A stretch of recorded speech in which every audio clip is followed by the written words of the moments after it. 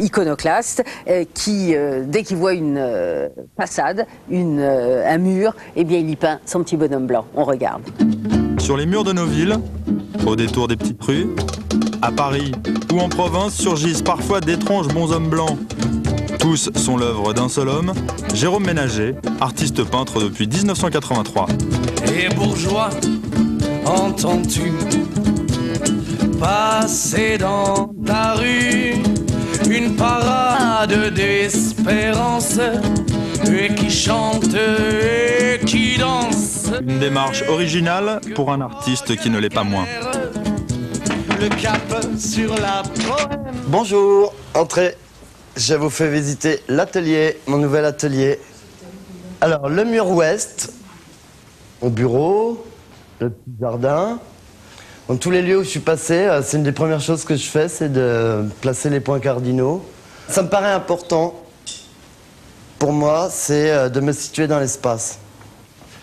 Et là, c'est mon établi, c'est les outils. Parce que, comme vous le savez, mon premier métier, c'était ébéniste. Du moins, c'est la formation que j'ai eue à l'école Boulle.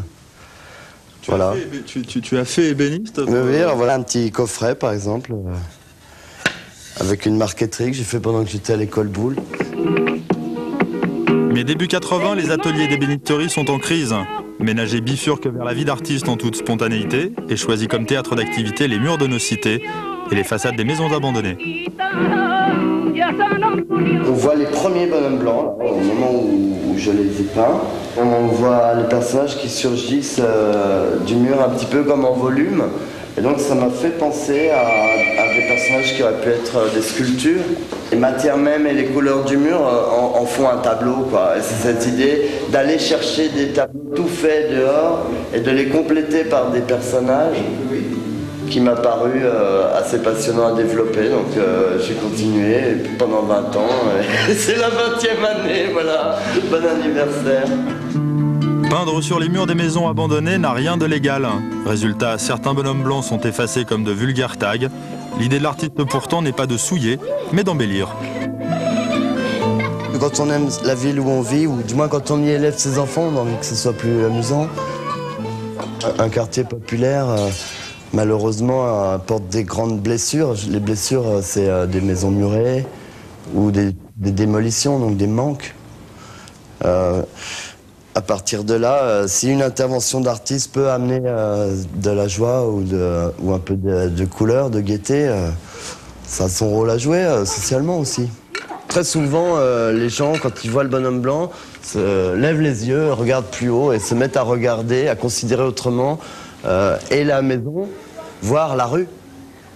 Et ça m'intéressait de questionner assez rapidement l'idée du cadre. Pour un tableau, le cadre de l'image, il est restreint à la taille du tableau. Or, dès que vous allez peindre sur un mur, on va chercher le cadre. Et le cadre, on est obligé de constater qu'il est étendu non pas seulement à la maison, mais qu'il englobe aussi la totalité de ce que l'œil peut cerner. Pour Jérôme Ménager, l'univers est une toile, des rues de New York à la mer Rouge, de la Grande Muraille de Chine aux pyramides d'Égypte. Il appose son bonhomme blanc aux quatre coins du monde. Un motif récurrent dans l'espace, mais aussi dans le temps, comme le prouve cette série de 400 miniatures peintes à la main sur l'histoire de l'art. Voilà, je vous ai fait un labyrinthe là, c'est déjà bien.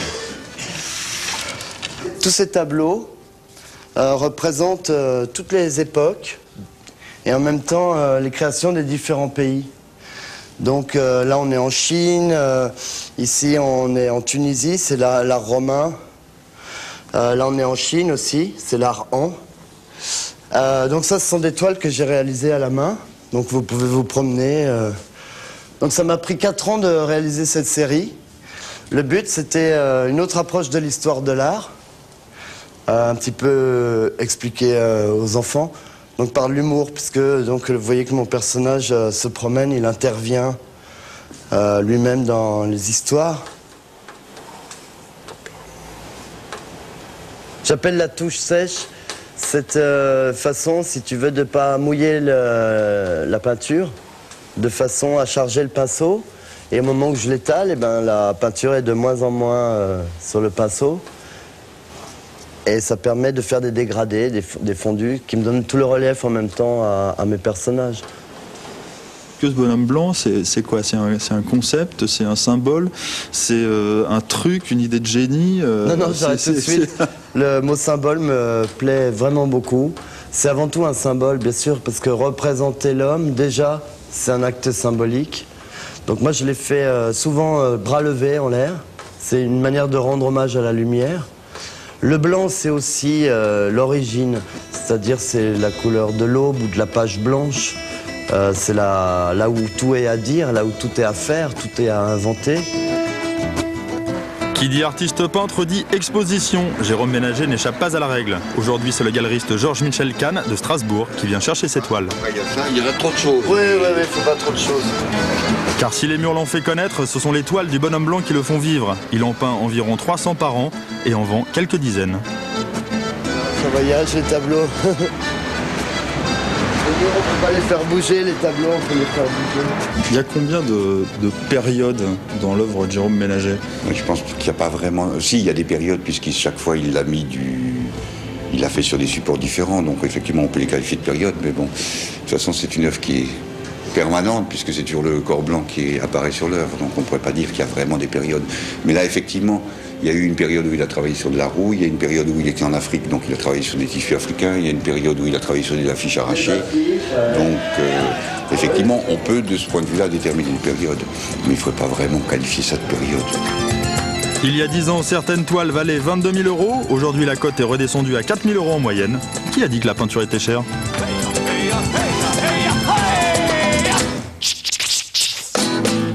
Vous avez décidé de nous parler de 3 peintres à peu près de la même époque du XXe siècle, parce qu'il y a 3 expositions.